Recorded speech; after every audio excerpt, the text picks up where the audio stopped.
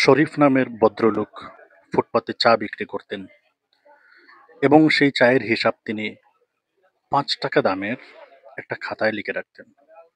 তার দোকানে যারা চা খেতে আসতো তারা তাকে নিয়ে হাসাহাসি করতো এবং বলতো, আরে এই ৫ টাকার খাতা দিয়ে কি হবে, এটা ছুঁড়ে ফেলে দাও, ছিঁড়ে ফেলে দাও। কিন্তু আত্মবিশ্বাসের সাথে শরীফ বলতো, এটাই আমার ভবিষ্যতের দিক নির্দেশ এবং এটাই আমার পুঁজি। একদিন দেখবেন এই ৫ টাকার খাতা আমাকে অনেক দূর নিয়ে যাবে। এবং বাস্তবেই ৩ বছর পর সেই শরীফ এখন চায়ের হোল সেলার। সে চা পাতা বিক্রি করে পাইকারি দামে সারা দেশে, জেলা উপজেলা সবখানে তার চায়ের পাতা পুরোদমে চলছে, হই হুল্লোড়ে চলছে। তোমার শুরুটা যদি ছোট হয়, এই ছোটকে তুমি অবহেলা করবে না, বরং এই ছোট সূচনাটা তোমাকে অনেক অনেক বড় বানাবে।